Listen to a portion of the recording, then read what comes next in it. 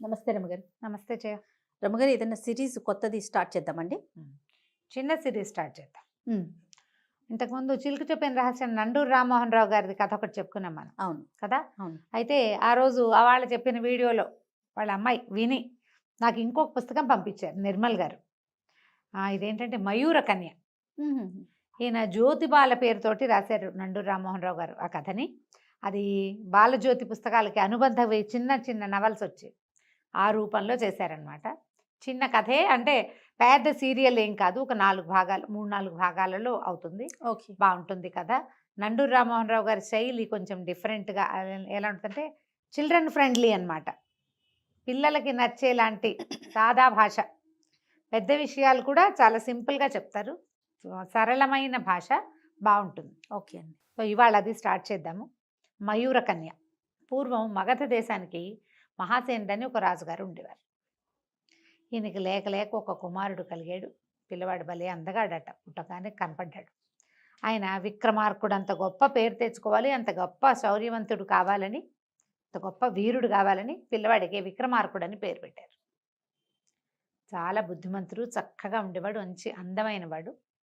అలా రోజులు గడిచి 16 ఏళ్ళు అయినాయి. పిల్లవాడికి 16 ఏళ్ళు వచ్చాయి. ఈ అబ్బాయి ఈడుకు మించిన పొడుగు ఉండేవాడు, చాలా బాగుండేవాడు, ఆజానుబాహువు. ఏది మొదలుపెట్టినా వచ్చేసేది, ఏదైనా నేర్చేసుకునేవాడు, యుద్ధ విద్యల్లో కూడా ఆరితేరాడు.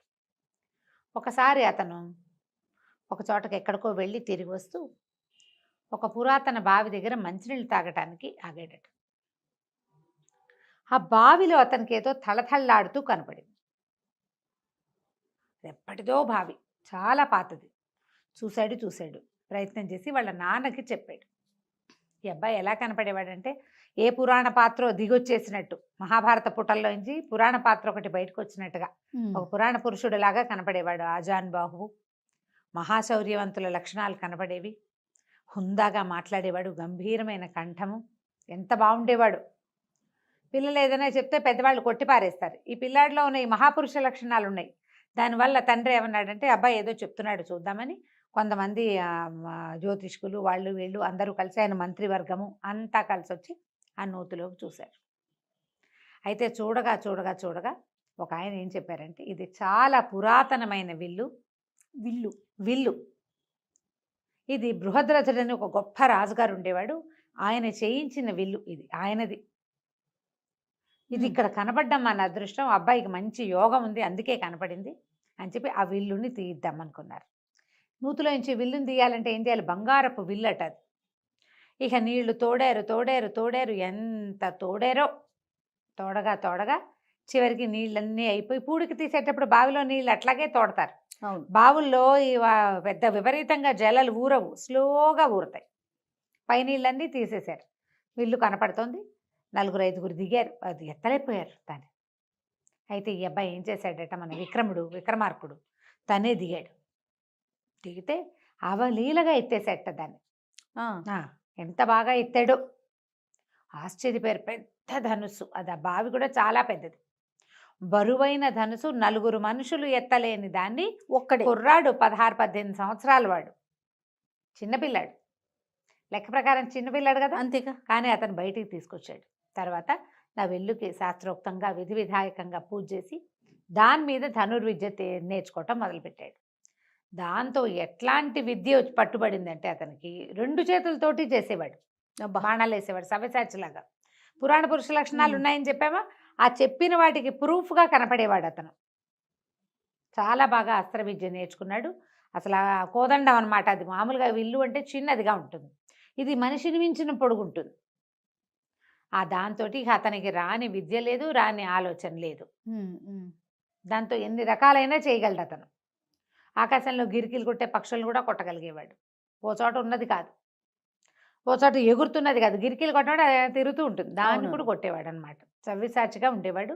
సరే, పిల్లవాడు పెద్దవాడు అయ్యాడు. రాజుగారు ఏమనుకున్నారు, అబ్బాయికి పెళ్లి చేద్దాం అనుకున్నారు.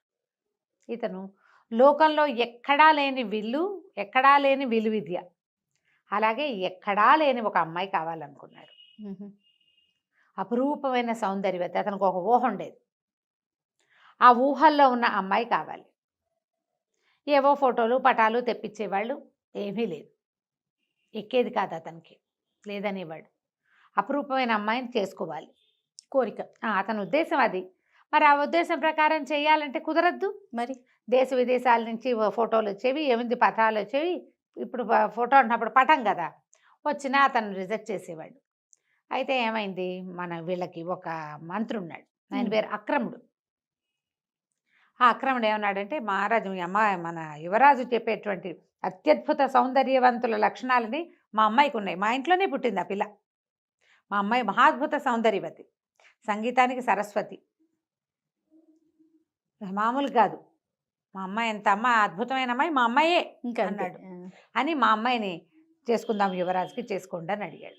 అడిగితే రాజు అన్నాడు, దాందేముంది, అతను చెప్తున్నాడు ఇట్లాంటి మహాద్భుత సౌందర్యవతి, అవి అద్భుతమైన లక్షణాలు ఉన్న అమ్మాయి కావాలని, ఓ పని చేయండి, మీ పిల్లని మా వాడికి చూపించండి.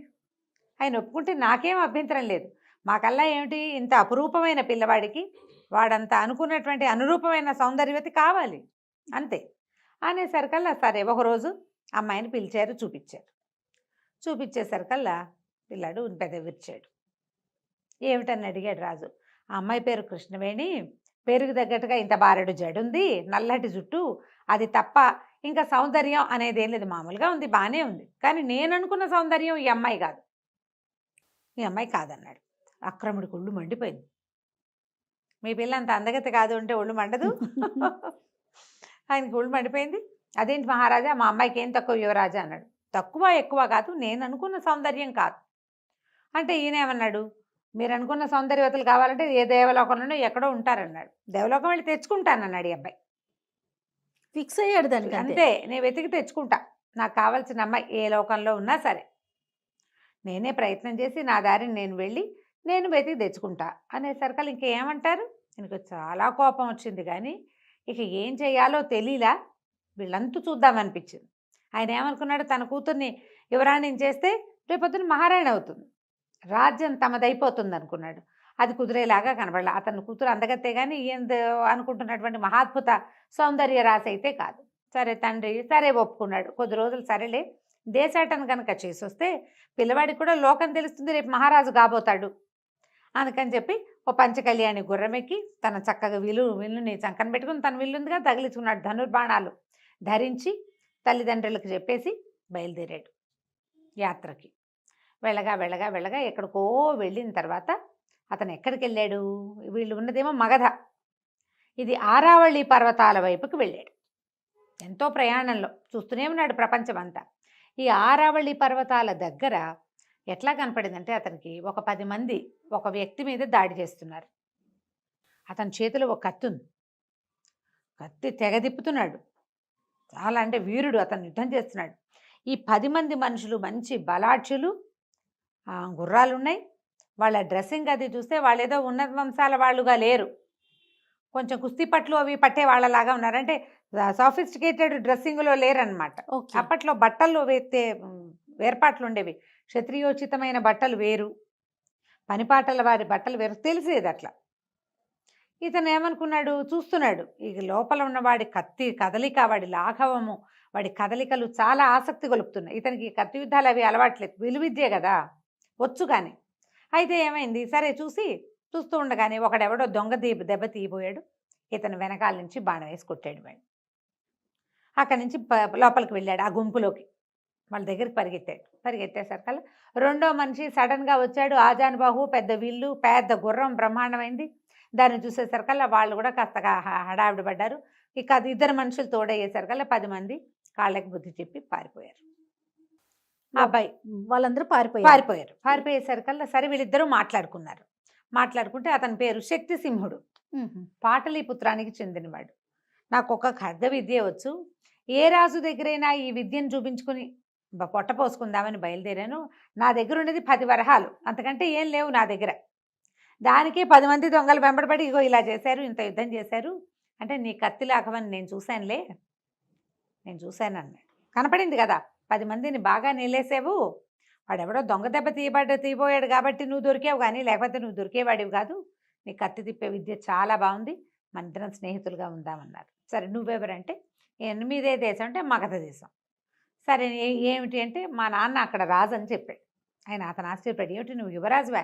మగధ దేశపు యువరాజుని నేను, ఇలా ఒక స్వప్నాన్ని వెతుక్కుంటూ బయలుదేరాను అంటే ఇతను అన్నాడు కథల్లో లాగా యువరాజు పంచకళ్యాణిని వేసుకుని బయలుదేరాడు అన్నట్టుగా, బయలుదేరావా నువ్వు అంటే బయలుదేరాను. ఇట్లా ఒక ప్రత్యేకమైన సౌందర్యవతి నేను కలలో చూశాను ఆమెని. నాకు ఒక ఊహ ఉంది, ఆ ఊహని నేను కలలో చూశాను. ఒక సౌందర్యవతి అయిన అమ్మాయి చక్కగా నాట్యం చేస్తుంది, చాలా అపురూపమైన సౌందర్యవతి, భూలోక సౌందర్యం కాదనిపిస్తుంది. ఇప్పటికి ఎంతమందినో చూశాను, ఆ అమ్మాయి వాళ్ళు మ్యాచ్ అవ్వటం లేదన్నట్టుగా చెప్పాడు. చెప్పేసరికల్లా శక్తిసింహుడు అన్నాడు, ఈ ఆరావళి పర్వతాల్లో బాగా లోపలికి వెళ్తే ఒక చోట ఒక విచిత్రమైన దృశ్యాన్ని చూశాను నేను. ఆ విచిత్రమైన దృశ్యంలో నేను చూసినటువంటి అమ్మాయిల్లో ఒక అమ్మాయి నువ్వు చెప్పిన పోలికలకి దగ్గరగా ఉంది. ఓహోహో. భూలోకమే అది, వాళ్ళు మన లోకంలోనే, కానీ వాళ్ళు మన లోకానికి చెందిన వాళ్ళు కాదు. కొంతమంది స్త్రీలు ఎక్కడికి వస్తారు, నేను అది చూశాను అని చెప్పేసి ఆ కథ ఏమిటో చెప్పడం మొదలుపెట్టాడు. Okay okay. సరే, ఆ అమ్మాయి ఎక్కడ చూశాడు, ఎలా చూశాడు, ఆ అమ్మాయితో పాటు ఎవరు వచ్చారు, ఏమిటి అని ఆ వివరాలు చెప్పబోయాడు. సరే, ఏం వివరాలు చెప్పాడు, తను కావాలనుకున్నటువంటి మహాద్భుత సౌందర్యవతి ఆరావళి పర్వతాల్లో దొరుకుతుందో లేదో మనం వచ్చే భాగంలో తెలుసుకుందాం. శక్తిసింహుడు విక్రమార్కుడికి చెప్తున్నాడు, పాటలీపుత్రం వీళ్ళదే, మగధ రాజ్యంలో ఉంటుంది పాటలీపుత్రం. శక్తిసింహుడు వేరే ఏదో చిన్న ఊరు నుంచి వచ్చిన వాడనమాట. పాటలీపుత్రం ఎక్కడ, ఆరావళి పర్వతాలు ఎక్కడ, ఇంత దూరం వచ్చావు నువ్వు వెతుకుంటూ, అయితే నీకు సరిపడే అమ్మాయి, నువ్వు చెప్తున్న అమ్మాయిని నేను చూశాను అన్నాడు. ఏమట, ఇక్కడికి 10 ఆమడల దూరంలో లోపల, అడవి లోపల ఒక పెద్ద సరస్సు ఉంది. ఒకనాడు నేను ఆ సరస్సు ఒడ్డున అక్కడ ప్రయాణిస్తూ అక్కడ ఆగాను. అయితే నాకు దూరంగా ఇంద్రధనుసు వస్తున్నట్టు కనపడింది. నేను ఇంద్రధనుసు చూసి ఆశ్చర్యపోయాను. తర్వాత నాకు అర్థమైంది, ఆ ఇంద్రధనుసు కదిలిస్తోంది. నేను చూస్తూ ఉండగానే ఆ ఇంద్రధనుసు భూమి మీద వాలింది. క్రమంగా అందులోంచి ఒక్కో రంగు విడిపోయి ఒక్కొక్క నెమలిగా రూపాంతరం చెందింది. 7 రంగులు, 7 నెమళ్ళు నాట్యం చేయటం మొదలుపెట్టినాయి. చేయగా క్రమంగా 7 నెమళ్ళు 7 అమ్మాయిలుగా మారిపోయినాయి. వాళ్ళు ఎక్కడి వాళ్ళో, దైవకాంతలు, ఎక్కడి నుంచి వచ్చారో నాకు తెలియదు, కానీ వాళ్ళల్లో ఆఖరి అమ్మాయి చాలా అందంగా ఉంది. వాళ్ళంతా ఆ చెల్లెల్ని పిలుస్తున్నారు. అయితే వాళ్ళు నాట్యం చేశారు, చాలాసేపు ఈదులాడారు. ఆఖరి చెల్లెలైతే ఎంత అందంగా ఉందో, నువ్వు చెప్పే అమ్మాయి ఆ అమ్మాయి అని నాకు అనుమానం. తర్వాత వాళ్ళు మళ్ళీ ఉత్తరీయాలు అవి పెట్టి సరస్సులో ఈదులాడారు, చాలాసేపు పాటలు పాడుతూ కోలాహలంగా గడిపారు. తర్వాత 7 నెమళ్ళుగా మారి తర్వాత ఇంద్రధనుసుగా మారి వెళ్ళిపోయారు. నాకు అర్థమైనంత మటుకు వాళ్ళు ప్రతిరోజు వస్తారు. బాగుంది, నేను చూసా వాళ్ళని. మనకెందుకు, ఎవరో దేవతా స్త్రీలని, నా దారిని నేను వచ్చేసా. ఇప్పుడు నువ్వు చెప్తున్నావు కదా, కావాలంటే వెళ్ళి చూద్దాం పద అంటే సరే ఏమనుకున్నారు, చూద్దాం. చూడాలంటే ఇతని దగ్గర పంచకళ్యాణి ఉంది కదా, పంచకళ్యాణి మీద ఇద్దరు ఎక్కితే బాగోదు, కాసేపు వరకు ఓకే. పైగా ఇద్దరు బలశాలులు కదా. ఏం చేశాడు మన విక్రమార్కుడు, ఊళ్ళోకి దాని సమీపంలో ఉన్న ఒక చిన్న పట్టణంలోకి వెళ్ళారు. వెళ్ళి ఆ పూటకు విశ్రాంతి తీసుకుని అక్కడ ఇంకో గుర్రం కొన్నాడు శక్తిసింహుడి కోసం. చేరో గుర్రం, తన గుర్రం తను, శక్తిసింహుడి కోసం కొన్న గుర్రాన్ని అతను ఎక్కి ఆ ఆరావళి పర్వతాల లోపలి భాగాల్లో ఉన్న ఆ పెద్ద సరస్సు అక్కడికి వెళ్ళారు. గుర్రాలని వేరే చోట కట్టేశారు. వీళ్ళిద్దరూ ఆ సరస్సు దగ్గరున్న పొదల్లో దాక్కుని కూర్చుని ఉన్నారు. సమయం గడిచింది రాలా. నువ్వు నిజమే చెప్పావా, ఇది జరుగుతుందా అని ఆశ్చర్యంగానే ఉంది. జరగకపోతుంటే సరికల్లా జరిగిందో లేదో అన్న అనుమానం వస్తుంది కదా. చూద్దాం అంటుండగానే మధ్యాహ్నం ఎండెక్కేసరికల్లా దూరంగా ఇంద్రధనుసు కనపడింది. అదుగో వస్తోందన్నాడు. ఇద్దరు నిశ్శబ్దంగా కూర్చున్నారు. ఇంద్రధనుసు భూమి మీదకి వాలింది. ఒక్కో రంగు విడిపోయింది, ఒక్కొక్క నెమలిగా మారింది. నెమళ్ళు నాట్యం చేయటం మొదలుపెట్టాయి. ఎంత అత్యద్భుత నాట్యమో అది. అక్కడి నుంచి ఒక్కొక్కళ్ళు ఒక్కొక్క స్త్రీగా మారిపోయారు. అక్కడి నుంచి ఏవేవో కబుర్లు చెప్పుకున్నాక సరే పాట పాడు కిరణ్మయి, కిందటిసారి తప్పించుకున్నావు అని ఆఖరి అమ్మాయిని పాట పాడమన్నారు. అందరిలోకి చిన్నపిల్లగా ఉన్న అమ్మాయి ఇతను మన విక్రమార్కుడు కల్లో చూసిన అమ్మాయి. ఓహో, ఎంత అందంగా, అందరూ బాగున్నారు, ఈ ఒక పిల్ల ఇంకా అందంగా ఉంది. అక్కడి నుంచి పాట పాడమన్నారు. ఈ మౌన కూడా తప్పించుకున్నావు, పాట పాడాల్సిందే, నిన్న నువ్వు పాడలేదు అన్నారు. అంటే అప్పుడు వీళ్ళంతా వాళ్ళలో ఒక అక్క ఏమందంటే, నీ స్వప్నసుందరుడు ఎవరో ఉన్నాడు కదా, అతని మీద పాడవే అని అడిగింది. ఏమిటి పాటలు కూడా పాడుతుందా అని ఇంకొకళ్ళు అడిగారు. ఏముంది అతని మీద కవిత్వం కట్టి పాడుకుంటుంది, మొహమైనా చూపించట కనపడుతూ ఉంటాడు.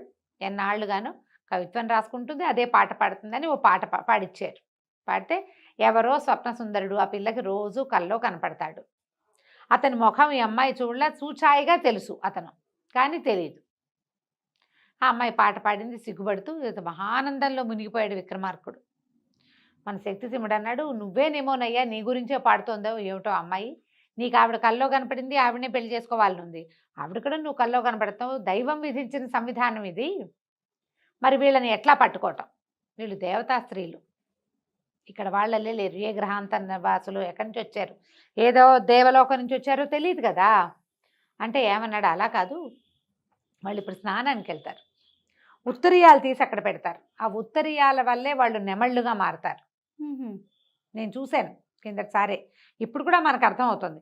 ఉత్తరీయం ఇక్కడ పెడతారు కదా, ఆ అమ్మాయి ఉత్తరీయం తీసి దాచేయన్నాడు. సరే వీళ్ళు ఏం చేశారు, 7 ఉత్తరీయాలు పైన వేసుకునే ఓణి లాంటిది ఎత్తి అక్కడ చెట్ల మీద వేశారు. ఆ అమ్మాయిది లేత గులాబీ రంగు, ఏదో మంచి రంగు. వీళ్ళంతా నీళ్ళల్లోకి వెళ్ళారు. ఇతను ఏం చేశాడు, తన ధనుసు కొసతోటి ఆ ఉత్తరీయాన్ని లోపలికి లాక్కున్నాడు, పొదలోకి చేత్తో పుచ్చుకుని కూర్చుని ఉన్నాడు. స్నానాలు అయిపోయినాయి, బయటకు వచ్చారు. సరే అక్కడి నుంచి ఉత్తరీయాలు తీసుకోబోతే 6 దొరికినాయి, 7వ అమ్మాయికి దొరకల. నా ఉత్తరీయమేది పిల్ల వెతుకుంటూ ఉండేసరికల్లా మిగిలిన వాళ్ళు అన్నారు, నువ్వు గాలికి ఏమైనా ఎగిరిపోయిందేమో, నువ్వు కంగారు పడకు, మేము ఇంతమంది నెమళ్ళుగా మారతాము 6, నిన్ను మా రెక్కల మీద ఎత్తుకుని తీసుకుపోతాము, నువ్వు భయపడాల్సిన పని ఏం లేదు, మేము ఉన్నాం కదా అన్నారు. అనేసరికి ఇతను భయం వేసింది. ఉత్తరీయం లేకపోతే అమ్మాయి ఇక్కడే ఉండిపోతుంది అనుకున్నాడు. ఇప్పుడు కనుక వాళ్ళ అక్కయ్యలే దాని గాల్లో నుంచి లేపుకుని తీసుకెళ్ళిపోతే అక్కడి నుంచి తటాలన బయటకు వచ్చేసరికి అలా కంగారు పడి ఈ 6 అమ్మాయిలు మాయమైపోయారు. ఉత్తరీయం లేని కిరణ్మయి మాయం అవ్వలేక ఉండిపోయింది, ఏడుస్తూ నుంచుంది వికమొహం వేసి. నా ఉత్తరీయం ఎందుకు ముట్టుకున్నావు, నువ్వెవరివి ఏమిటి అంది. కానీ అమ్మాయికి వీని ఎక్కడో చూసామనిపించడం మొదలెట్టింది. పురాణ పురుషుడిలా ఉంటాడని చెప్పుకున్నాం కదా. అక్కడి నుంచి ఇతను ఏం చెప్పాడంటే, మాది మగధ దేశం, పాటలీపుత్రం మా ఊరు, నేను మహాసేన మహారాజు కుమారుణ్ణి, నా పేరు విక్రమార్కుడు, నాకు ఒక రోజుకు ఒక కళ వచ్చింది, ఆ తర్వాత ఎన్నిసార్లు ఆ కళ వచ్చింది, ఆ కళలో నిన్ను చూశాను, నిన్నే వివాహం చేసుకోవాలనుకున్నా, అందుకోసం నీకోసం వెతుక్కుంటూ వచ్చాను, ఇవాళకి ఇప్పటికి నువ్వు కనిపించావు, 6 నెలల పైనుంచి నేను వెతుకుతున్నాను, ఇప్పుడు నువ్వు నాకు కనిపించావు, నన్ను వివాహం చేసుకుంటావా అని అడగబోతున్నాను అన్నాడు. అనేసరికల్లా ఈ అమ్మాయి సిగ్గుపడింది, కానీ మొదట కాస్త ముందు వెనక ఆడి మెల్లిగా చెప్పింది, నాకు కూడా ఒక స్వప్న సుందరుడు ఉన్నాడు, అతను ఇంచుమించుగా నీలాగానే ఉంటాడు, నేను ఎప్పుడూ అతని ముఖం చూడలేదు, మా అక్కయ్యలకి తెలుసు. అనేసరికల్లా సరే ఇతను అన్నాడు, ఉంగరం చేతికి తొడగబోయాడు. ఇదేమిటి అని అడిగింది. వివాహం మేము ఇట్లా వివాహం చేసుకుంటామంటే మరి మా నాన్నకి చెప్పద్దా అంటే, మీ నాన్నకి చెప్పవలసిన పనే ఉంది, చెప్పక్కర్లేదు, గాంధర్వ వీధిని వివాహం చేసుకుందాం, మీరెవరు ఏమిటి అని అడిగాడు. ఆ అమ్మాయి, మేము యక్షకాంతని, నేను యక్షులు వీళ్ళు, ఇది ఎవరు, మన యారావళి పర్వతాలు, మానసరోవరాలు ఇవన్నీ దాటిన తర్వాత క్రౌంచ పర్వతం అని ఉంది, దాని తర్వాత యక్షులది అలకాపురి, కుమారస్వామి మా యొక్క ఇలవేల్పు, మా ఇలవేల్పు అయినటువంటి కుమారస్వామి దగ్గరికి మేము ఎప్పుడు దర్శనానికి వెళ్తాం, ఆయన దగ్గరుండే నెమలే మాకు ఈ నాట్యాన్ని నేర్పింది, ఆయన వాహనం కదా నెమలి. తర్వాత తనిచ్చినవే ఈ ఉత్తరీయాలే మాకు పింఛాలుగా మారతాయి అని చెప్పి, సరే వివాహం చేసుకుంటావా నన్ను అని అడిగాడు. ఈ అమ్మాయి కాస్త అటు ఇటుగా ఆలోచిస్తుంటే వాళ్ళ అక్కయ్యలు ఈ పిల్ల ఏమైందో, వాడెవడో వచ్చాడని మళ్ళీ వెనక్కి వచ్చేసరికి ఆ పిల్ల వాళ్ళ అక్కయ్యలకి చెప్పింది, ఈ అబ్బాయే ఇతనే నా కల్లోకి వచ్చేవాడు, ఇలా రాజకుమారుడు అని చెప్పి, నేను తను వివాహం చేసుకుంటాను, తనతో వెళ్ళిపోతాను, తండ్రి గారితో చెప్పండి, సెలవు. వాళ్ళు బాధపడ్డారు, చెల్లెలు తమతో రావట్లేదని. కానీ ఆమెకి కల్లో కనపడిన యువకుడినే మానవుడైనప్పటికీ అతన్ని అమ్మాయి పెళ్లి చేసుకోవటం, అతన్నే దైవంగా భావించటము, మొదలైన భావాలు వాళ్ళకి నచ్చినాయి. నిజానికి యక్షులు అట్లా ఒకళ్ళతోటే ఉండాలన్న సిద్ధాంతం ఉన్నవాళ్ళు కాదు, ఉండొచ్చు ఉండకపోవచ్చు. సరే యక్ష వివాహం అనుకుని ఉంగరం అమ్మాయి వేలికి పెట్టాడు. వీళ్ళు ఈ లోపల ఏమైంది, వాళ్ళు వెళ్ళిపోయేసరికి శక్తిసింహుడు బయటకు వచ్చాడు, తథాస్తు అనుకుంటూ వివాహానికి. భయపడింది అతను చూసి, నువ్వు భయపడద్దమ్మా, నీ భర్తకి స్నేహితుడిని. ఈ మధ్యలో అయితే ఇతను ఏమన్నాడు, మన విక్రమార్కుడు, నువ్వు కూడా ఉత్తరీయం తీసి అట్టు పెట్టుకుంటే నీకు కూడా ఒక దేవకాంత వస్తుందంటే, నాకు అసలు పెళ్లి మీదే ఆసక్తి లేదన్నాడు శక్తిసింహుడు. పెళ్లి చేసుకునే ఉద్దేశం లేదు, కత్తి యుద్ధం మీదే ఆసక్తి ఉంది నాకు అన్నాడు. సరే పద వెళ్ళిపోదామని చెప్పేసి వెనక్కి బయలుదేరి తీసుకొచ్చాడు. ఇతను ఏ కన్యని కల్లో చూశాడో ఆమెని కొంతకాలం తిరిగి ఆమెని ఆ మహాద్భుత సౌందర్యవతిని సాధించుకొచ్చాడు. ప్రజలంతా ఆశ్చర్యపోయారు కిరణ్మయి సౌందర్యం చూసి. తండ్రి ఆశ్చర్యపోయాడు. అక్రముడికి మాత్రమే ఒళ్ళు మండిపోయింది. చెప్పటం ఏమిటి, సాధించుకురావటం ఏమిటి, పిచ్చి కుళ్ళొచ్చేసింది. ఎలాగైనా సరే వీళ్ళు అంతు చూడాలనుకున్నాడు. అయితే రాజుగారు వివాహం తలపెట్టేసరికల్లా అక్రముడు అన్నాడు, ఆయన గాంధర్వీధిని వివాహం చేసుకొచ్చానని చెప్పాడు కదండి, ఇంకెందుకంటే అక్కడెక్కడో గంధర్వమో యక్షమో చేసుకుంటే ఎట్లా, ప్రజలందరూ చూడొద్దు యువరాజు వివాహం అని బాగా గ్రాండ్గా పెళ్లి ఏర్పాట్లు అవి చేశారు. ఈ పెళ్లి ఏర్పాట్లలో ఈ అక్రముడు ఏం చేశాడు, వీళ్ళకి అవతలున్న కళింగ రాజుతోటి మాట్లాడి మేము పెళ్లి హడావిడిలో ఉంటాము, మేము ఎట్లాగూ నువ్వు రాజ్యాన్ని ఆక్రమించు, మా వాళ్ళు యుద్ధంలో ఓడిపోతారు, మా రాజ్యాన్ని నీకు కట్టబెడతాను, మా పిల్లని నువ్వు పెళ్లి చేసుకో, ఇలాంటి ఒక వడంబడికతోటి ఆ కళింగ రాజుకి వీళ్ళ తాలూకు ఆనుపానులు అందించేశాడు. వీళ్ళేమో పెళ్లి హడావిడిలో ఉన్నారు. మామూలు మన ఇంట్లో పెళ్ళి అయితేనే మనకు నెల రోజుల హడావిడి, రాజుగారి పెళ్లికి ఇంకా గందరగోళంగా ఉంటుంది కదా. ఈ గోలలో ఉన్నారు. ఈ కళింగ రాజు ఎట్లా వీళ్ళ మీదకు దూసుకొచ్చాడు, ఏం జరగబోతుందో మనం వచ్చే భాగంలో తెలుసుకుందాం. విక్రమార్కుడు కిరణ్మయి అనే మయూర కన్యను తీసుకుని వచ్చేసాడు. రాజుగారు ఏమనుకున్నాడంటే యక్షల దగ్గర వివాహం చేసుకున్నాడు, ఇక్కడ మనం కూడా వివాహం చేద్దామని గ్రాండ్గా వివాహం తలపెట్టారు. అయితే తన కూతుర్ని యువరాజుకి ఇచ్చి పెళ్లి చేయాలనుకున్న మంత్రి అక్రముడికి మాత్రం చాలా ఒళ్ళు మండిపోయింది. సహించలేనట్టుగా ఉంది. నా కూతురు ఎక్కాల్సిన రాజ్యం, ఈయన ఓవరాక్షన్ తోటి ఎక్కడి నుంచో వెళ్ళి ఎక్కడి నుంచో ఎవతనో తీసుకొచ్చేసాడు, ఎలాగైనా ఇది చెడగొట్టేయాలి, నా కూతురు అనుభవించిన రాజ్యం కూడా ఉండకూడదు అనుకున్నాడు. ఇలాంటి స్వార్థపరులు ఎప్పుడూ కనిపిస్తారు. అతను ఏం చేశాడంటే వీళ్ళ రాజ్యానికి కొంత దూరంలో అవతలగా ఉన్న కోసల రాజ్యాధిపతి అయిన కుటిలవర్మతోటి మాట్లాడాడు. ఈ కుటిలవర్మకి ఎప్పటి నుంచో ఈ మగధ మీదకి రావాలని ఉంది. ఈ మగధ ఏంటంటే మంచి సస్యశ్యామలమైన సుభిక్షమైన రాజ్యం. రాజు చాలా గట్టివాడు, పైగా ఈ రాకుమారుడు ఇలాగ సవ్యసాచి కదా, తనకు దొరికిన విల్లు, అతను వేయగలిగేటువంటి బాణాల ఆ ప్రజ్ఞ, అతని శౌర్యం వల్ల చుట్టుపక్కల ప్రాంతాల్లో అన్ని చోట్ల ఉన్న వీరులు శూరులు ఎంతమందో మగధ రాజ్యంలో చేరారు. సుభిక్షమైంది. దీని మీదకి అతను దండెత్తాలని అనుకుంటూ దానికోసమని వేల కొద్దీ సైన్యాన్ని ఏర్పరచుకుంటున్నాడు. సరైన సమయం కోసం చూస్తున్నాడు. అదే సమయంలో ఈ అక్రముడు ఏం చేశాడంటే అతనికి తనకు ఒక నమ్మిన బంటు ద్వారా వార్త పంపించాడు. విక్రమార్కుడు యక్షకన్యను తెచ్చాడు, వివాహపు ఏర్పాట్లలో ఉన్నారు, మరి మాగధులంతా కూడా వివాహపు గోల్లోనే ఉన్నారు. ఈ సమయంలో గనక మీరు దండెత్తితే రెడీగా ఉండరు, యుద్ధానికి సన్నద్ధం కావాలి కదా, రెడీగా ఉండరు. ఈ సమయంలో అయితే మీరు మగధని జయించగలుగుతారు అని మగధ రాజ్యపు ఆనుపానులు అప్పచెప్పేశాడు. కుటిలవర్మ మొదలు పెట్టేశాడు. అక్కడి నుంచి చుట్టుపక్కల రాజ్యాలంటే వాళ్ళు ఉన్న వైపు నుంచి వాళ్ళు జ్వరపడాలంటే చిన్న చిన్న జానపదాలని వాటిని దాటి కదా రావాలి. ఈ జనపదాలని దాటేటప్పుడు ఏంటంటే ఆ ఊళ్ళల్లో కూడా రాకుమారుడి పెళ్ళని అన్ని చోట్ల ఉత్సవాలు జరుగుతున్నాయి. అన్ని ఊళ్ళకి పిలుపులు వచ్చినాయి. అన్ని ఊళ్ళ నుంచి జనం కొంతమంది వెళ్ళారు. ఇక్కడ ఉన్న వాళ్ళు కూడా చక్కగా ఇల్లు అన్ని అలంకరించుకుని రాజుగారు పంపించినటువంటి కానుకలు ఇంటింటికి వస్తే మరి చాలా అద్భుతమైన విషయం కదా. వీళ్ళంతా పెళ్లి ఏర్పాట్లలో పెళ్లి వార్తలు తెలుసుకోవడం కోసం ఉత్సాహంగా ఇవాళ ఏం ప్రోగ్రాము, రేపు ఏం ప్రోగ్రాము, ఏ రాజులు వచ్చారు, ఎవరు రాలేదు, ఈ గందరగోళంలో ఉండి ఎవరు అస్త్రము ధోరణే లేదు. వాడు చొచ్చుకు రావటం మొదలుపెట్టాడు. సరిగ్గా మగధ మీదకి వచ్చేసాడని, కొన్ని జానపదాలని అతను పట్టేశాడని, తర్వాత ఏమో ఏమంటారు దాన్ని, ఊళ్ళోకి ప్రవేశించడానికి దగ్గరకు వచ్చేస్తున్నాడని వార్త ఎప్పుడు వచ్చింది, వివాహపు రోజే వచ్చింది. ఓహో, గొల్లు మనిపోయారు ప్రజలు. అందిన కాడికి ఆయుధాలు పట్టుకుని సైన్యం సమాయత్తం చేసుకున్నాడు. విక్రమార్కుడు పెళ్లి పీటల మీద నుంచే లేచి వెళ్ళిపోయాడు. వివాహం అవల, పెళ్ళి ఇంకా జరగాలి. ఇకేం చేస్తాడు, తండ్రి చాలా బాధపడ్డాడు. అయ్యో నాయన, నేను వృద్ధుడైపోయాను, ఈ యుద్ధాన్ని నేను ఎదుర్కోలేను, పెళ్లి మండపం నుంచే నేను లేవదీయవలసి వస్తుందని చాలా బాధపడ్డాడు. కానీ సైనికులు సైన్యము అందరూ కూడా తయారైపోయారు. వీళ్ళంతా మహాప్రతాపవంతులు. ఇతని గురించి తెలిసి వచ్చిన వాళ్ళే ఎక్కువ మంది ఉన్నారు. వీళ్ళు వెళ్ళిపోయారు యుద్ధానికి. సరే ఇలా అయింది అని బాధపడుతున్నారు. కానీ కిరణ్మయి ఏమిది, వివాహం ఆగింది, మళ్ళీ వస్తాడు, పెళ్లి చేసుకుంటాడు అనుకుంటుంది. అమ్మాయి అంతఃపురంలో ఉండిపోయింది.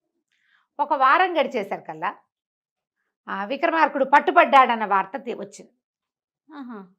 ఈ వార్త ఎవరు తెప్పించారు, అక్రముడే తెప్పించాడు. 4-5 రోజులు అయ్యేసరికి విక్రమార్కుడు కుటిలవర్మకి బందీగా దొరికేశాడని, కుటిలవర్మని ఓడించలేకపోయాడని, అతన్ని బందీగా చేశాడని వచ్చేసరికల్లా గగ్గోలెత్తిపోయారు ఊళ్ళో అంతా. అంతఃపురం అట్టుడికిపోయింది. రాజుగారు బిక్కమొహం పడిపోయాడు, నా కొడుకు అట్లా అందడు సవ్యసాచి, పురాణ పురుష లక్షణాలు ఉన్నవాడు, చాలా శౌర్యశాలి, అతను ఇట్లా జరిగి ఉండదంటే. ఈ అక్రముడు ఏమన్నాడు, ప్రభు మనం అలా ఎలా అనుకుంటాము, నాకు ఒక మాట తోస్తుంది, చెప్తే మీరేమనుకుంటారు. ఇంతలో ఇంకొక వార్తాహరుడు వచ్చాడు. రాకుమారుడు బందీ అయిపోయాడు, కుటిలవర్మ ముందుకు వచ్చేస్తున్నారు, కోసల రాజ్యం సైన్యం మగధ మీదకి, పాట్లిపుత్రం మీదకి వచ్చేస్తోందని రెండో వార్త వచ్చింది. రాజుగారు హతాశుడైపోయాడు, నమ్మేశాడు. ఈ అక్రముడు అన్నాడు, నేను ముందు నుంచి చెప్తూనే ఉన్నాను, అతి కోరికలు ఉండకూడదు, శుభ్రంగా మా అమ్మాయిని పెళ్లి చేసుకోమంటే వినలేదు. ఆ అమ్మాయిని ఎవరినో తెచ్చాడు, ఆమె యక్షినో కామినో భూతమో మనకు తెలీదు. ఆమె వచ్చేసరికి ఇలాంటిది వచ్చింది, లేకపోతే అపరిమిత పరాక్రమవంతుడైన యువరాజు పట్టుపడ్డం ఏమిటి, ఈవెన్ ఏదైనా చేసేస్తే కానీ మన కుమారుడు మనకు దక్కడు అనేసరికి రాజు కాదన్నాడు, కానీ మెల్లిగా అది నిజమే అనిపించడం మొదలుపెట్టింది. వార్తలేమో రోజుకొకటి వచ్చేస్తున్నాయి, రోజుకు 2, 3 కూడా.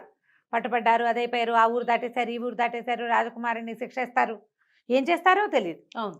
దాంతో ఈయన ఒక ఎక్సైట్మెంట్కి లోనైపోయాడు. ఏమంటే యాంగ్జైటీ వచ్చేసింది, ఈ అమ్మాయిని పంపేయాలి. ఏం చేయాలంటే వీళ్ళు ఏమన్నారు, కామిని విగ్రహాలని వాటిని ఏం చేయాలి, సజీవ దహనం చేయాలి. ఒక గ్రహాన్ని వదిలించుకోవాలంటే ఏం చేయాలి, అంతే, దహనమే. అక్కడి నుంచి కిరణ్మయ్యని పిలిచారు. నీ వల్ల రాజకుమారుడు పట్టుపడ్డాడు అనేసరికి అమ్మాయి కాదు అట్లా జరిగి ఉండదు, అతను చాలా అరివీర భయంకరుడు, కొంచెం సమయం ఇవ్వండి, కాస్త నిదానం మీద తెలుస్తుంది అని అమ్మాయి చెప్పినా రాజు ఇంకా ఒప్పుకోలే.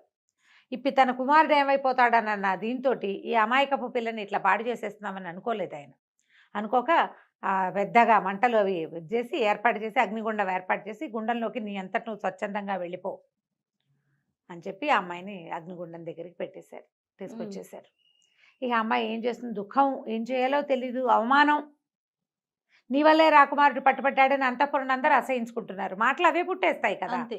అక్కడి నుంచి అక్రముడు తన మాట చెల్లింది, తను అనుకున్న కోరిక నెరవేరిందన్న సంతోషంతో నీ ఆఖరి కోరిక ఏమిటో చెప్పమన్నాడు. అనేసరికి అమ్మాయింది, నాకు నాట్యం అంటే చాలా ఇష్టం కదా, నన్ను నాట్యం చేయనివ్వండి, నాట్యం చేశాక నేనే అగ్నికి ఆహుతైపోతానని. సరే, అందుకేముంది, సరేనన్నారు. అగ్నిగుండం చుట్టూతా నాట్యం చేయటం మొదలుపెట్టింది. క్రమంగా ఆ అమ్మాయికి రెక్కలు వచ్చేసినాయి, నెమలిగా మారిపోయింది. ఇంద్రధనుసులో రంగులన్నీ ఒకే చోట ఉన్నట్టుగా కనపడుతుంది, పూర్తిగా నెమల్లాగా మారిపోయింది, రంగులుగా కనబడుతుంది. ప్రజలంతా చూస్తూనే ఉన్నారు, రాజు మంత్రి కూడా చూస్తున్నారు, అంతఃపురం అంతా నోరు తెరిచి చూస్తూ ఉండగా ఈ అమ్మాయి నెమలిగా మారిపోయి ఆకాశంలోకి ఎగిరిపోయింది. దూరంగా ఒక ఇంద్రధనుసు కనపడింది కాసేపు, తర్వాత ఇంకా అది కూడా కనిపించలే. కళ్ళ నీళ్ళు పెట్టుకుంటూ అమ్మాయి ఇంకేమీ చేయలేక వెళ్ళిపోయింది. తనకు జరిగిన అవమానానికి, తర్వాత ఏమో ఈ అన్యాయానికి బాధపడుతూ ఎగిరి వెళ్ళిపోయింది. వెళ్ళిపోగానే ప్రజలంతా హాహాకారాలు చేశారు, కానీ యక్షమాయ మరణించకుండా అమ్మాయి యక్షకన్యగా మారిపోయి వెళ్ళిపోయింది అంతే. ఆక్రమణ అన్నాడు, చూసారా మహారాజా, నేను చెప్పాను కదా ముందే అని రాజును నమ్మించాడు. ఇంకా కుమారుడి వార్తల కోసం చూస్తుంటే ఇంతలో ఏమైంది, అక్రముడికే వార్త వచ్చింది. మంత్రులకు కదా వార్తలు వచ్చేవి, ఏంటంటే కోసల రాజు పట్టుపడ్డాడు, కుటిలవర్మని మన రాకుమారుడే పట్టేసుకున్నాడు, కోసల సైన్యం అంతా మన వశమైపోయింది అని వార్త వచ్చేసరికి నిర్ఘాంతపోయాడమ్మో, ఏదో జరిగిపోయింది. ఇప్పుడు ఇక్కడే ఉంటే అతను వెనక్కి తిరిగి వచ్చాడంటే విక్రమార్కుడు నాకు శిరచ్ఛేదం తప్పదు, అంతే, నా పగ ఎలాగూ తీరిపోయింది. ఏ అమ్మాయిని తీసుకొచ్చాడో ఆ అమ్మాయిని వెళ్ళగొట్టిచ్చేసాం అని చెప్పి రాత్రికి రాత్రి కుటుంబంతో సహా దేశం దాటి పారిపోయాడు. రెండో రోజు సాయంత్రానికి వార్త వచ్చింది, రాకుమారుడు వచ్చేస్తున్నాడు, కోసల రాజును పట్టుకున్నారు. మరి అతనితోటి సంధి అంటే అతనే వడంబడ్డాడు, అతన్ని కేవలం రాజప్రతినిధిగా చేసి అతన్ని బతికించి ఉంచారు. రాజ్యం మందైపోయింది, బతికించి మాత్రం ఉంచారు, ఖైదు చేయకుండా వదిలిపెట్టారని, అతని రాజచిహ్నాలన్నీ తీసేసుకున్నారని వార్తలు వచ్చినాయి. రాజు ఏమనుకున్నాడంటే ఆ అమ్మాయిని తను అట్లా చేయటం వల్లే ఈ పిల్లాడు వెనక్కి వచ్చాడు అనుకున్నాడు, ఆయనకు అట్లా అర్థమైంది. కానీ క్రమంగా ఒక్కో రోజు గడుస్తుంటే వస్తున్న వార్తలు ఏంటంటే అసలు విక్రమార్కుడు ఏ దశలోనూ ఓడిపోలే, ఏ దశలోనూ ఓడలా. అతను ప్రతి చోట కోసల రాజును అణుస్తూనే వెళ్ళాడు, కోసల రాజు దగ్గరికి అతని సైన్యాన్నంతా అణుచుకుంటూ వెళ్ళి చివరికి కుటిలవర్మని పట్టేసుకున్నాడు. మరి ఎక్కడా ఓడిపోయినప్పుడు ఓడిపోయాడు, పట్టుబడ్డాడు వార్తలు ఎలా వచ్చినాయి? ఇది ఎలా జరిగిందో కనుక్కుందామని ఇతని కోసం ప్రయత్నం చేస్తే ఇక కబురు చేశాడు అక్రముడిని రమ్మని. ఎక్కడున్నాడు? అక్రముడేడి పారిపోయాడు. అప్పుడు రాజుకు జరిగిన మోసం అర్థమైంది. ఆ అమ్మాయి మీద పగతో అతనే ఏదో చేసుంటాడు అని. అక్కడి నుంచి తనకి వార్తలు తెచ్చారు కదా, వార్తాహరులని ఒక్కొక్కళ్ళని విచారించేశారు కల్లా ఈయనిపిచ్చిన వార్తలే అవి అని తెలుసు. ఏమీ చేయలేక రాకుమారుడు వస్తే ఏం అడుగుతాడో ఇలా చేశానని చెప్పడానికని సిగ్గిల్లిపోతూ తండ్రి బిగపట్టుకుని ఉన్నాడు. ఆ రాజ్యాన్ని జయించుకుని కళ్యాణానికి మళ్ళీ కదలొచ్చాడు పెళ్లి కొడుకు. మరి పెళ్లి చేసుకుందాం అనుకున్నాడు. తీరా వచ్చేసేసరికల్లా ఏమైంది? తండ్రి ఏమో సంతోషించాడు, కానీ నాయన ఒక అన్యాయం చేశాను, నా వల్ల ఈ పొరపాటు అయిపోయిందని చెప్పేసరికి కిరణ్మయి అంటూ స్పృహ తప్పిపడిపోయాడు రాకుమారుడు. అయ్యో అసలు ఏమీ జరగలేదు, నేను ఎక్కడా ఓడిపోలేదు, ఏది ఆ పొరపాటే జరగల, ఇలా ఎందుకు అయిందంటే అక్రముడు చేసిన కుట్ర తెలిసింది. ఇప్పుడు ఆ అమ్మాయిని తెచ్చుకోవటం ఎట్లా, నేను ఎలా బతికుండను అని ఏడుస్తూ ఉండిపోయాడు. శక్తిసింహుడు అన్నాడు, ఇంత బాధపడద్దు, మనం ఎక్కడ అమ్మాయిని చూసామో అక్కడ వెళ్ళు, అక్కడికి వెళ్ళంటే ఆ అమ్మాయి ఇంకా ఇక్కడ ఎందుకు ఉంటుంది? ఇంత అవమానపడ్డాక మళ్ళీ భూలోకానికి వస్తుందా? వాళ్ళ అక్కయ్యలు మాత్రం వస్తారా? వాళ్ళు భూలోకంలోకి రాబట్టే కదా ఇలాంటి అవమానం జరిగింది అమ్మాయికి పాపం. చాలా బాధపడ్డాడు. కానీ శక్తిసింహుడు మాత్రం ఓదార్చాడు, కాదు వెళ్ళు, వాళ్ళు రాకపోతే అక్కడి నుంచి ఇంకా కొంచెం ముందుకెళ్తే ఒక సిద్ధాశ్రమం ఉంది, అక్కడ ఒక మహానుభావుడు ఉన్నాడు, ఆయన నీకు ఏదైనా తప్పకుండా సహాయం చేస్తాడు, బయలుదేరి వెళ్ళమన్నాడు. ఆరావళి పర్వతాల దగ్గర ఎక్కడైతే మనం చూసామో అక్కడికి వెళ్ళిపో. సరే శక్తిసింహుడిని కూడా రమ్మన్నాడు. అతను ఒప్పుకోవాలి, వద్దు వద్దు, ఇప్పుడు కోసల రాజ్యం వాళ్ళని చేసాం, మనం అణిచేసాం అల్లర్లని, ఇప్పుడు నువ్వు నేను ఇద్దరు లేకపోతే వాళ్ళు మళ్ళీ వెనక్కి వస్తే నేను వచ్చి చేసేదేం లేదు, ఆ అలకాపురికో ఇంకో యక్షపర్వతానికో వెళ్ళవలసిన వాడేవి నువ్వు, నీ దారి నువ్వు వెళ్ళు, నేను ఈ రాజ్యాన్ని కాపలా ఉంటానని శక్తిసింహుడు ఉండిపోయాడు. ఓకే. అక్కడి నుంచి మన రాకుమారుడు విక్రమార్కుడు బయలుదేరి ఆరావళి పర్వతాలు చేరుకున్నాడు. ఎక్కడైతే తను మొదట వీళ్ళని చూశాడో ఇంద్రధనుసు రూపంలో అక్కడ 1-2 రోజులు కాపలా ఉన్నాడు. దొరకలేదు, రాలా ఎవ్వరు. సరే ఏం చేశాడు, అక్కడి నుంచి ఆ సిద్ధాశ్రమం వైపుకి వెళ్ళాడు గుర్రం వేసుకుని. వెళ్ళేసరికల్లా అక్కడ ఒక ఆయన సిద్ధుడు, చాలా మహాతపసంపన్నుడిలాగా ఒక ఆయన కనిపిస్తే ఇతను నమస్కారం చేశాడు. ఎవరినైనా ఏమిటి అని కనుక్కుంటే ఇతను ఏమన్నాడంటే ఈ కథ అంతా చెప్పాడు. నేను అలకాపురికి వెళ్ళాలి, నా భార్యను తెచ్చుకుంటాను వెనక్కి, గంధర్వ విధిని వివాహం చేసుకున్న సాధారణ విధి జరగబోతుంటేనే ఇట్లా జరిగిందంటే ఆయన అన్నాడు, ఎక్కడ అలకాపురి, మానవ మాత్రుడివి, నువ్వేం వెళ్తావు నాయనా, నువ్వు వెళ్ళలేవు, నీ వల్ల కాదు, కావాలంటే నువ్వు ఇంత ప్రయత్నం చేసి వచ్చావు కాబట్టి నీకు ఒక ఇది ఇస్తానని ఒక స్ఫటిక శిలని చేతిలో పెట్టాడు, నువ్వు ఎప్పుడు కావాలంటే ఆ అమ్మాయిని చూడొచ్చు, నువ్వు ఇందులో ఆమె కోసం ప్రయత్నం చెయ్యొద్దు, నువ్వు మానవుడివి, ఆమె యక్షకాంత, మీ ఇద్దరికి వివాహము పొసగదు, ఏదో జరిగింది, జరగవలసింది అంతే అని చెప్పి ఆ రాయి చేతులు పెట్టాడు. ఆ స్ఫటికం లోపలి చూస్తే ఆ అలకాపురిలో ఒక చిన్న ఉద్యానవనంలో కూర్చుని ఏడుస్తున్న కిరణ్మయి కనపడింది ఇతనికి. ఆ అమ్మాయి ఏడుస్తోంది, కళ్ళలోంచి నీళ్లు గారిపోతున్నాయి, వాళ్ళ అక్కయ్యలు ఓదారుస్తున్నారు.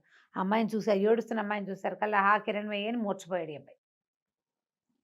ఆయనకు చాలా బాధేసింది ఆ సిద్ధుడికి, అయ్యో ఇంత ప్రేమాశ్రయం కలిగి ఉన్నాడు, ఏదైనా సహాయం చేస్తానని చెప్పాడు. ఆయన ఏం సహాయం చేశాడో మనం వచ్చే భాగంలో తెలుసుకుందాం. విక్రమార్కుడు సిద్ధుడికి నచ్చాడు, అంటే ఇతను ఇంత ప్రేమ కలిగి ఉన్నాడని ఆయన ఏమన్నాడంటే, నీకు ఒక రుద్రాక్షమాల ఇస్తాను, అది ధరిస్తే ఆకాశ గమనం వస్తుంది, నీతో పాటు నీ గుర్రం కూడా ఎగురుతుంది.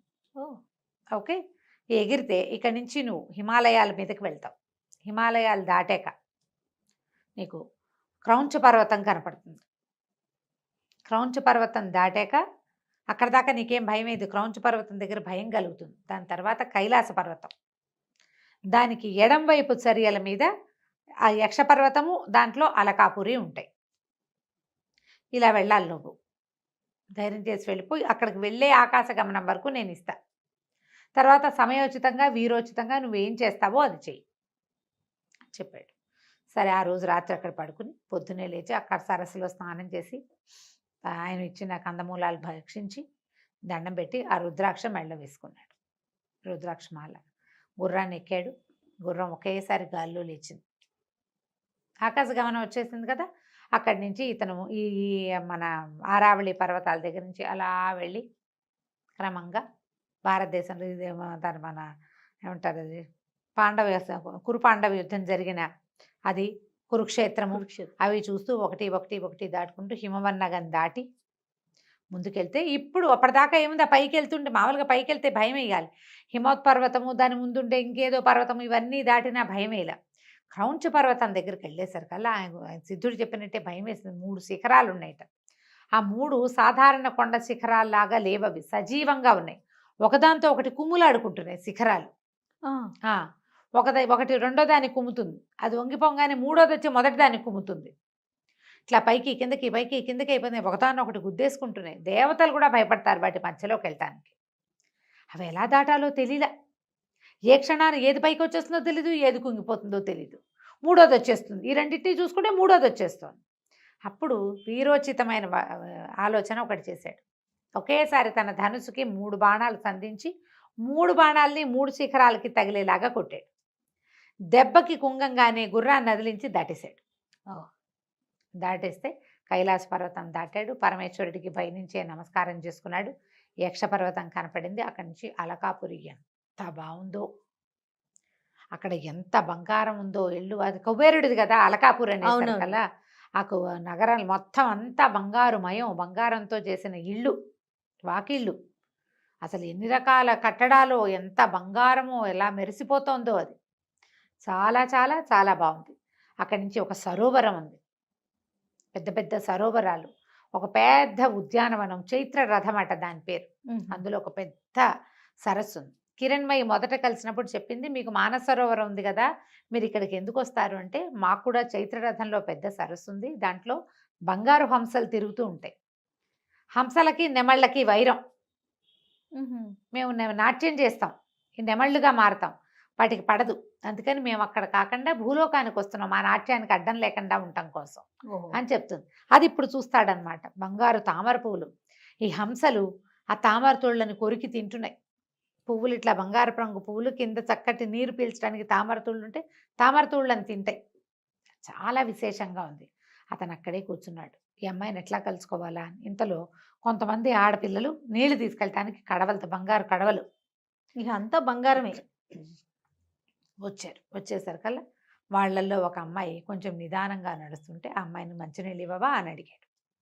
అడిగేసరికల్లా అంత చెరువు ఉంటే నేను నీళ్ళు ఇవ్వాలా నీకు అని.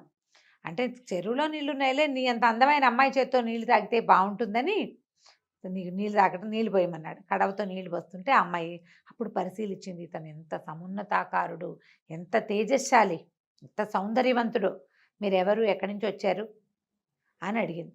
వైకుంఠం నుంచి వచ్చిన ప్రద్యుమ్నులా, లేకపోతే స్వర్గం నుంచి వచ్చిన నలకూబర్లా, ఎవరు అని అడిగింది. అడిగేసరికల్లా అన్నాడు, నేను ఎవరిని కాదు, మానవ మాత్రుణ్ణి. ఇక్కడ ఏమిటి సందడి, ఏం జరుగుతోంది అంటే, మా ఇంట్లో మా రాజుగారి ఆఖరమ్మాయి పెళ్ళికి కావలసిన నీళ్లు తీసుకెళ్ళటానికి మేమంతా వచ్చామని. రాజుగారి అమ్మాయి ఎవరు ఏమిటి అని అడిగే లోపల, ఆఖరమ్మాయి కిరణ్మయి, చంద్రుడి కిరణాలు రాసిపోసినట్టు ఉంటుంది, ఆ అమ్మాయి పెళ్ళని అనగానే తను నిర్ఘాంతపోయాడు. కిరణ్మయికి పెళ్ళా అని ఆశ్చర్యపోయాడు.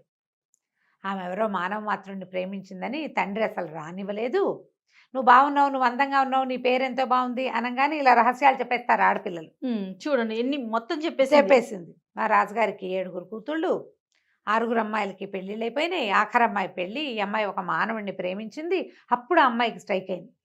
అయితే ఆ మానవుడివి నువ్వే కాబోలు, విక్రమార్కుడివి కాదు నువ్వు అని అడిగింది. అడిగేసరికల్లా అతను అవునన్నాడు. అవునంటే మా ఎంతో ఏడుస్తోంది, మరి వరుడు ఎవరన్నాడు. వరుడు మా రాజుగారి మంత్రికి కుమారుడు, చిత్రసేనుడో ఏదో అతని పేరు. చాలా బలవంతంగా ఒప్పించాడు. ఆ అమ్మాయికి ఆయన పెళ్ళిని ఆయన ఒప్పుకోలేదు. గాంధర్వ వివాహాన్ని, మానవమాత్రుడిని ప్రేమించి అక్కడ ఉండిపోయిందని అసలు లోపలికే రానివ్వలేదు.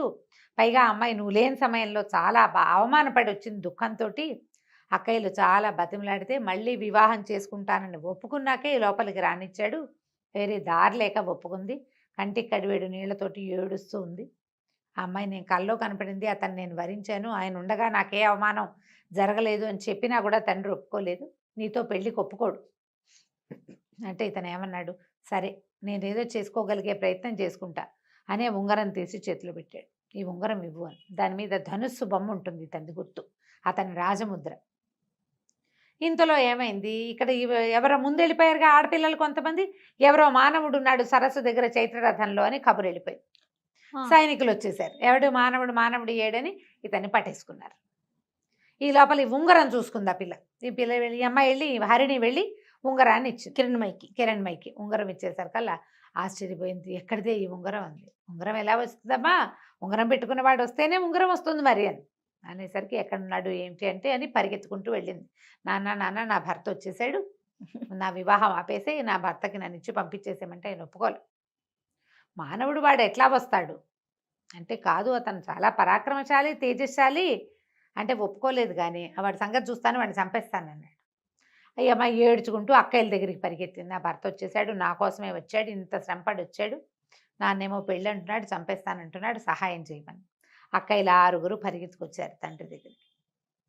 అతను చాలా పరాక్రమవంతుడు, చాలా ప్రత్యేకమైన విల్లుంది, సవ్యచాచిలాగా బాణాలు వేస్తాడంటారు, మేము చూసాము అతన్ని, మనిషి చాలా బాగున్నాడు, కావాలంటే ఏదైనా పరీక్ష పెట్టు, నువ్వు ఒక పెళ్లి కొడుకుని చూసావు, అదొక పెళ్లి కొడుకుని చూసుకుంది, ఇద్దరికి పరీక్ష పెట్టండి, ఎవరు మంచివాళ్ళు ఎవరు ఉత్తములు అని తేలితే వాళ్ళకే ఏదైనా, ఎవడ పరాక్రమశాలి అయితే వాడికి ఇవ్వాలి అంతే అనేసరికి సరే ఒప్పుకున్నాడు. అక్కడి నుంచి సరే యక్షులంతా ప్రేక్షకులు అయ్యారు. వీళ్ళిద్దరికీ పరీక్షలు పెట్టారు. పరీక్ష పెట్టడానికి అతను ఏమనుకున్నాడు, ఆ చిత్రసేనుడో ఏమో వాడి పేరు, చిత్రరథుడు కాబోలు అవతలవాడు అంటే రెండో పెళ్లి కొడుకు. అతను ఏముంది, నేను యక్షుణ్ణి వీళ్ళని మానవుని జయించడం సులువు కదా, చేస్తానన్నాడు. 3 పరీక్షలు పెడతామన్నారు. ఎవరు ఎక్కువ ఎత్తుకి బాణం వేయగలుగుతారో చూద్దామనుకున్నారు. ఈ అబ్బాయి దగ్గర ఉన్నదే ధనుస్సు, అతనికి ఉన్నదే విలువిద్య. సరే చిత్రరథుడు ఇతను ఇద్దరు కలిసి ఆకాశంలోకి బాణ ప్రయోగం చేశారు. చిత్రరథుడు వేసింది కొంత మటుకు వెళ్ళి పడిపోయింది, ఎత్తు కనపడుతోంది. ఇతను వేసిన బాణం ఎంత పైకి వెళ్ళిందంటే, ఈ అబ్బాయి బాణం పడిపోయినా అతనిది పైకి వెళ్తూనే ఉంది, విక్రమార్కుడిది పైకి వెళ్తుంటే ఆకాశంలో ఒక గరుడు పక్షి తిరుగుతోంది, అది ఆ బాణాన్ని నోట ఖర్చుకుని తీసుకుపోయింది. బాణం కింద కూడా రాల, పైకే వెళ్ళిపోయింది. జనం అంతా చప్పట్లు కొట్టారు, కానీ ఆయన ఒప్పుకోవాలి, అదేతో పక్షి పట్టుకెళ్ళిపోయింది కాబట్టి ఇది కుదరదు, ఇంకో 2 పరీక్షలు ఉన్నాయి చూద్దామన్నారు. ఈసారి ఇక్కడ ఉద్యానవనం ఉంది కదా చిత్రరథం, అక్కడ చూశారనమాట. అక్కడ ఏం చేశారు, ఖర్జూరపు చెట్లు ఉన్నాయట, 10 వరుసగా ఉన్నాయి.